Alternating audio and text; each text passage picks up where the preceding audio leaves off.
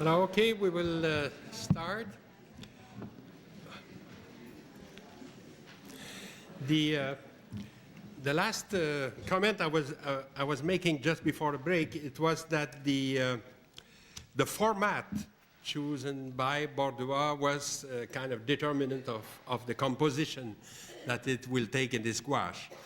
And indeed, before the gouache, if you take its production of 1941, just the year before, you could say most of it was in these two categories. You have all a bunch of still lifes, like the one you have here, which is called Nature morte au raisin vert, Nature morte with green raisins. And then La femme à la mandoline, and another series will be like Portrait. This is, look a little bit like Madame Borduas, and he put her like this in a kind of context with these kind of stained glass behind. And La femme à la mandoline, you could see it's almost a theme that the Cubists have used a lot also. So this is just before the gouache, and you could say that these two types of composition, the still life on a kind of horizontal format, and the portrait on a vertical one, was more or less in his own unconscious, because all the year before he worked on these two formats. So when he took his sheet of paper and put it horizontally, he got a certain type of composition right away, and when he put it vertically, there was another one. And then you could demonstrate it by, I would need then 4 images, but let's see, just remember this one and this one. These are two gouaches also of 42. The one on the right is called number 3, or Le phare l'évêque, like a phare is a limelight. And l'évêque is a bishop, of course. And so it's kind of big personage, if you want, vertical.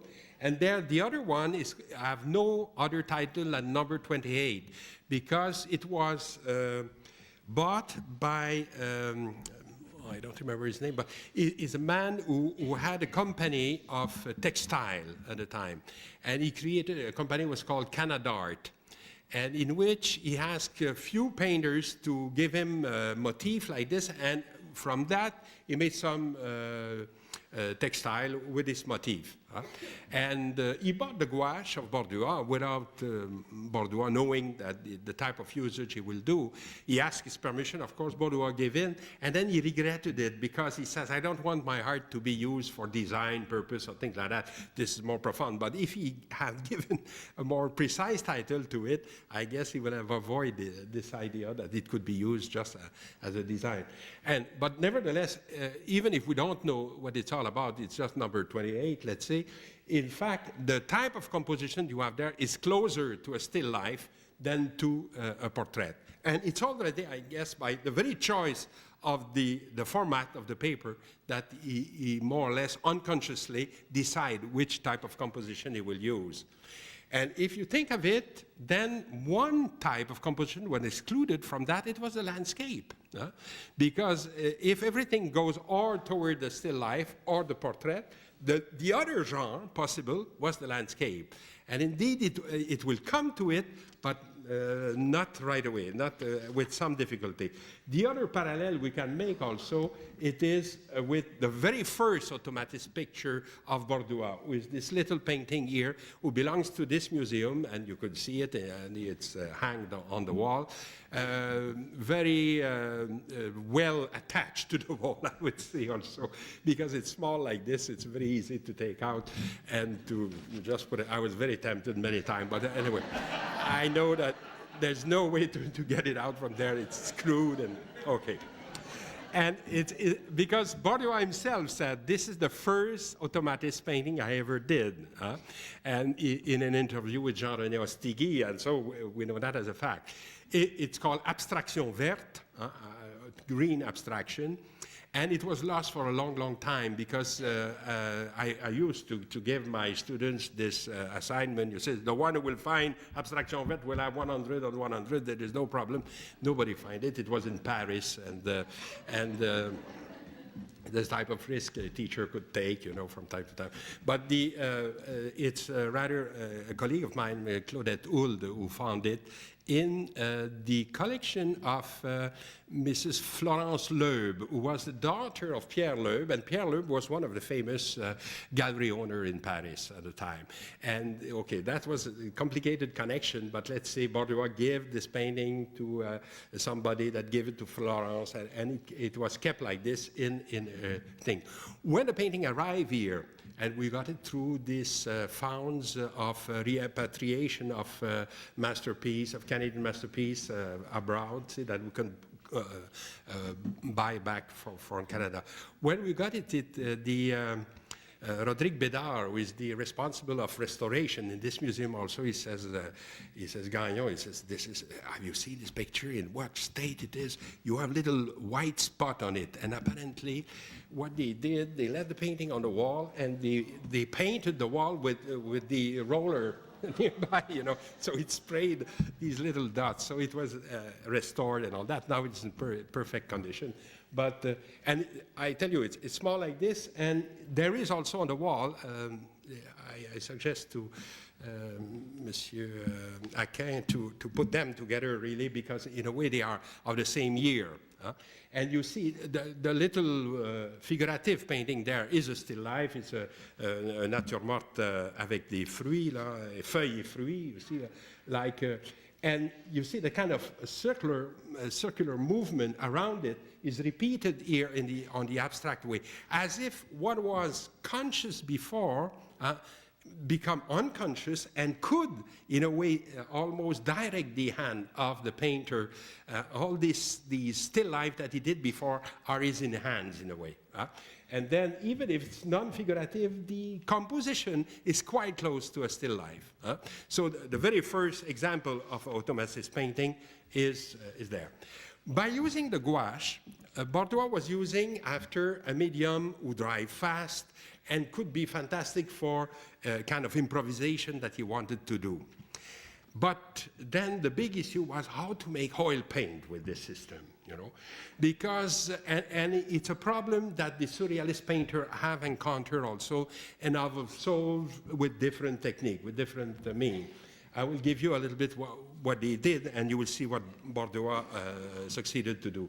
For instance, in this case of a Masson picture, oh yes, well, this I will left for today.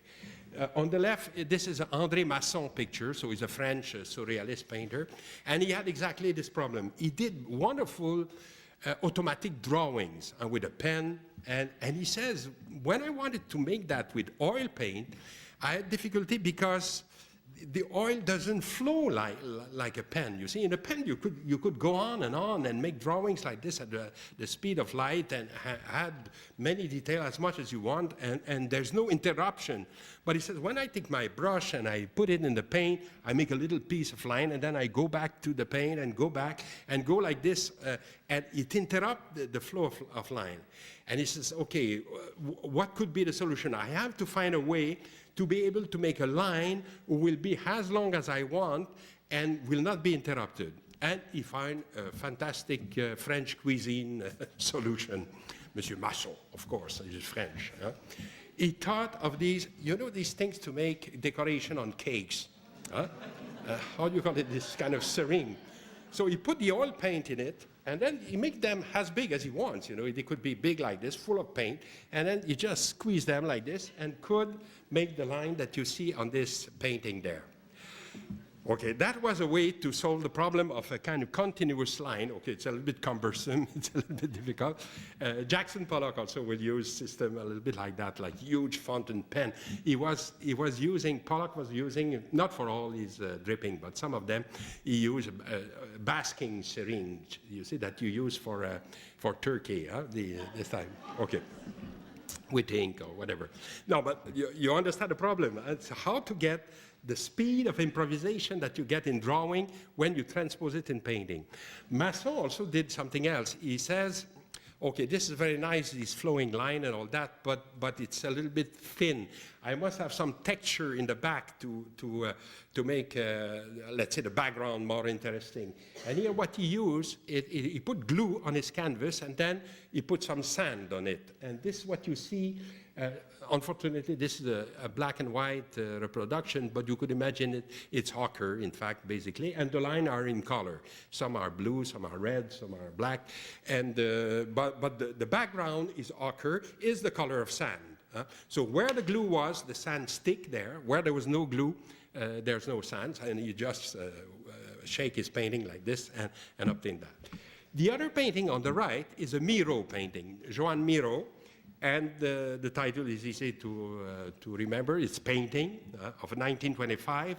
And Miro have the same problem also there. How do you make an automatist type of painting, but with oil? And so then he proceeded in 2 steps. He made the background using sponges, and that's what you see. The gray there is like as if you were covering the whole surface with the word that comes to my mind is Hebrew, smartut, or do you say, kind of a chiffon, a rag, okay. Oh, you have some Hebrew speaking here, beautiful. Okay, and a rag or a sponge. And then when this dry, he added the little shapes, the red one, the white one, the yellow one that you see there above this. Again, the same type of problem. How do you solve oil paint? How do you make an oil automatist painting? The problem is technical, in fact. Let's see, in water, the tension surface of water is very strong, meaning that if you take a drop of water and you throw it, I will not do it, the shape of the drop will be rather contained. If you do that with oil, the oil will tend to make une tache d'huile, will spread and will go on and on and on. Meaning that the coalescence of water is stronger than the coalescence of oil. This technically will explain, for instance, that some insects can walk on water, but they will drown in oil. If you put them on a glass of oil, these little, what we used to call patineur, the skater, you call it that way? Water skater, a little insect that could walk on water like this, it will not be able to do it on oil. It will sink. So that means also that when you paint with water-based color, the color could stand inside of its shape in a way and dry faster. But with oil, when you touch 2 surfaces one to the other, they will have a tendency to seep in one in the other and will not have this kind of sharp edge allure that you had in the gouache of Borduas, for instance. So Borduas had the same problem, and he says, okay, how I make it in oil? And he chose more or less the solution of Miro. I will show you first a transition toward that, and then finally the solution. This painting is in oil, and it looks like the gouache. It's the same year, 42. It's called Le Bateau Fantasque, or if you want the kind of fantastic boat or something. And it belongs to University of Montreal. That's why nobody sees it in the director office. And rather small painting like this. Depending on the director, they hate it or they like it, but it's still there, I don't know, by miracle. And this is a painting that Borduas tried to do, like transposing the gouache as they were.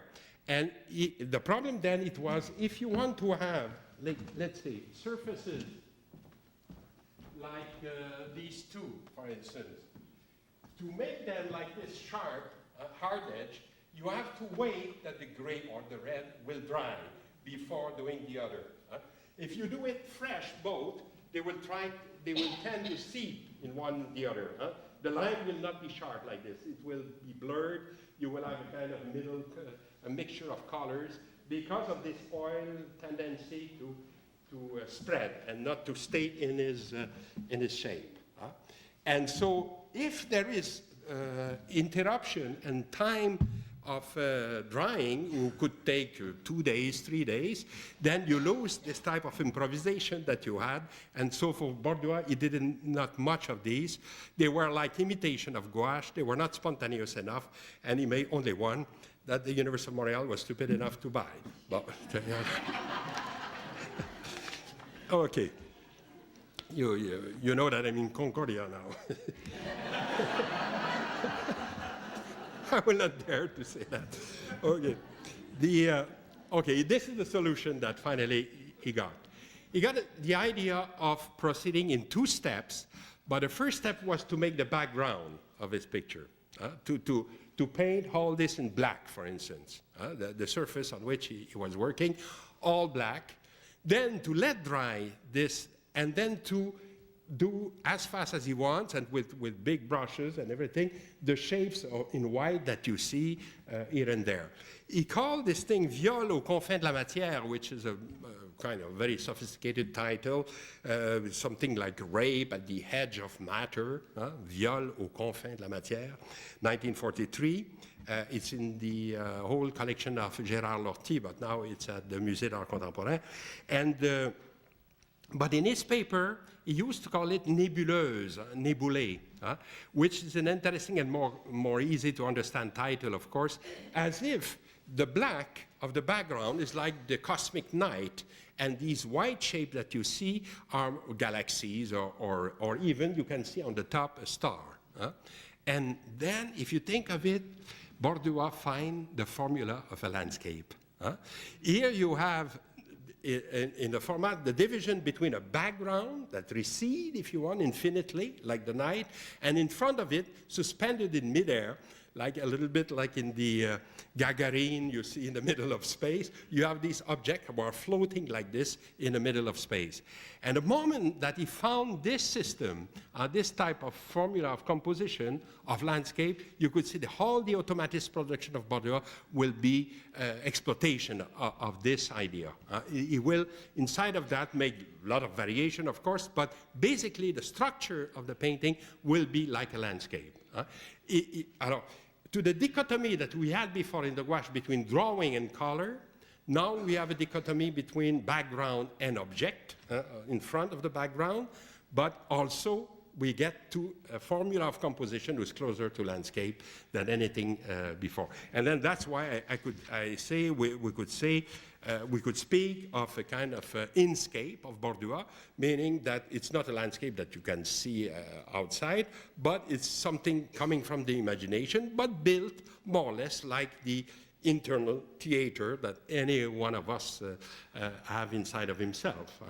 And then when he says, well, this new world we will maybe take a 15th century to explore, well, he was seen as a kind of a new trend, you see, in which, of course, his students will came also. So I will show you then few examples, and you will see how it developed. This is the first one, of course, and in a way it's a little bit rigid. You see the background is all black. There's no nuance whatsoever. Then with time, it will make it more complex than when you see there. For instance, sometimes in 45 especially, Borduas was tempted to go back to figuration. And some of these paintings, even if they are done the same way, with no preconceived idea, sometimes end up with a shape that you could recognize. Like this one is called Le Poisson Rouge, and the red fish, if you want. It was at the Dominion Gallery, just in front here on Sherbrooke Street for many years. And in 45, as I told you, he came back a little bit to figuration, and you could see suddenly shapes like this who looks like more figurative, like this one. But again, you have the same type of opposition of the background being dark, a little bit more animated, you see, with object and everything, and in the middle, an object that stands out and can be read. In the same year, in 45, you have some of his picture were not only figurative, but also seems to be more erotic a little bit. And indeed, this one, L'Île Enchantée, was presented in parallel with a 1941 painting that you see on the right, was called L'Île Fortifiée. Let's say like a fortress island, and this one will be like the paradise, the enchanted one. And it's as if in these 1945 paintings, Borduas was revealing unconscious content that were in the other one, but were like kind of repressed, were not as explicit as in the other one. And then you see a kind of shape of a woman and another personage near her in a little island like this. It's a theme, of course. The island in Borduas seems to be always very suggestive of some escapade and some beautiful world. It's like the paradise. And you live on the Richelieu, where there's some islands, and that, yeah, apparently for this region of the world, that's a place where you met girlfriends. You see, you bring them in a little chaloupe, and you end up in an island. It's a kind of wonderful way to pass an afternoon. But and Borduas, certainly certain adventure of that kind. I always find some now rather elderly ladies who says, you know, I was a friend of Monsieur Borduas, and he gave me this little drawing. So that's, yeah. I'm thinking sometimes of L'Île Enchantée. Bon. Okay, and then, but this retour to figuration, this kind of going back to figuration, didn't last much. In '46, he went back to the more abstract, but this he called landscape. And then I guess almost consciously now calling this thing a landscape is interesting because, again, you have the same type of opposition between a dark background and these things who could look like flowers or like corals or whatever you want, detaching themselves from the background. And you could say it goes on and on like this, like all the so-called automatist period of Borduas, not the black and white and the more recent things that he did at the end of his life, but all the automatist picture of Borduas were finally working inside of this frame. And that's why I think we could call that landscape. And of course, the most famous one, Sous le vent de l'île, who is at the National Gallery in Ottawa now and doesn't travel because it have traveled tremendously since 1947 when it was painted, and now they don't want to loan it to exhibition, and it's in Ottawa. Had a kind of a double title that happened at the time. It was called Automatiste 1.47. And then, or Sous le vent de l'île. Les îles sous le vent in French is the Leewards Islands in the West Indies. And maybe it's a play of word on this. And the surrealists would have liked a title like this because all these islands are supposed to be like paradise. And okay, he could call it maybe that way. But the title 1.47 is interesting because in a way it's a date. It means the first painting painted in 1947. And this is rare that you have this among painters where you can say for sure which sequence you have, say when you have a series of paintings, in which sequence they are really painted. And Borduas did that in 45, 46, 47, 48, and unfortunately he stopped after a while. Okay, when we discovered that, we were all excited because we can put them in real order and say, okay, this is January 47. We were, say, historians like dates. I don't know why, but it's a fact. But then we got some painting were called 18.47. Oops. So, okay, then we understand that if he produced more painting than 12 in a year, he used just, he gave us a sequence, but not the real date, if you want, not the precise date. But this one being 1.47 could be at the beginning of 47 at least. It was also, well, I will show you a detail to show you how it was painted. The background was painted with brush, with brushes. As you can see, really the trace of the brush. But the little objects who are in front of it, who are like suspended in midair, are done with the spatula, with the knife, with a paint knife. And with time, Borduas will use it more and more, and will like this kind of immediate improvisation that you could have with a spatula and with a lot of medium. But there, it's rather discreet, but you can see the division between both.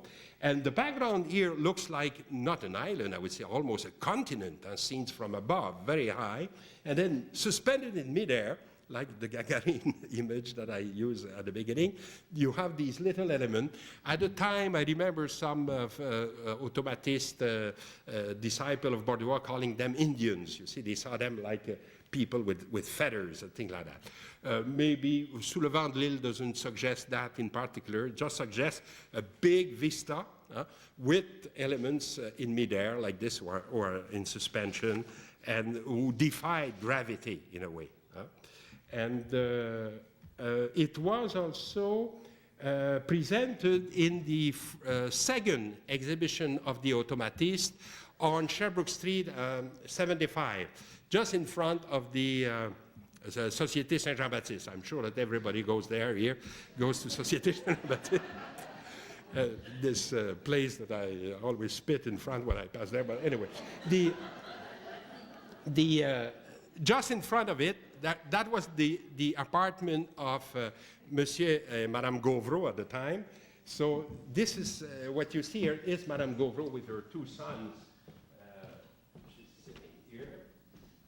And with Claude and Pierre Gauvreau. Here you see Barbeau, Marcel Barbeau.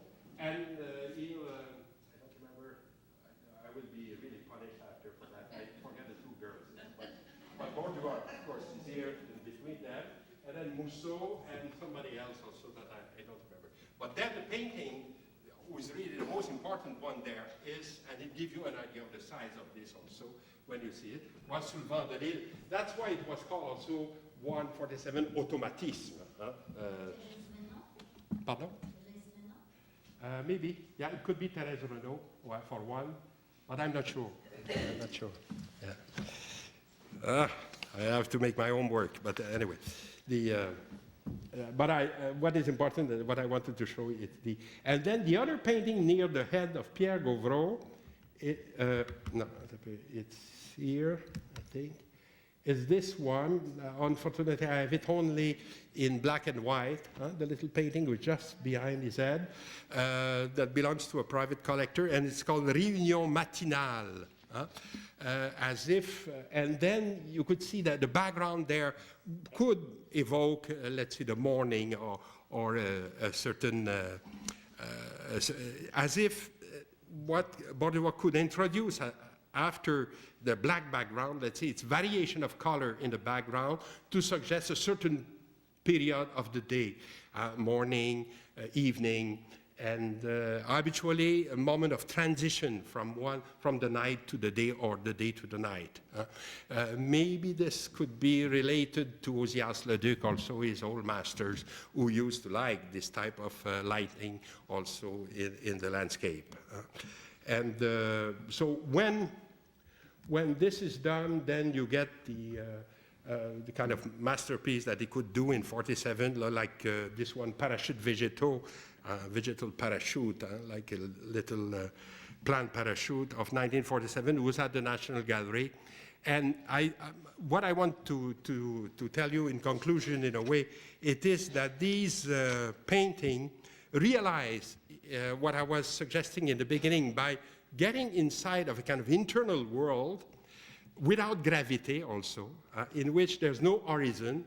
You could see them like landscape, in a one like mindscape, if you want, but also like detached from the concept of place and of this exclusion, let's say, of foreigners and things. They become more just a pure landscape, let's say, not attached to a specific place.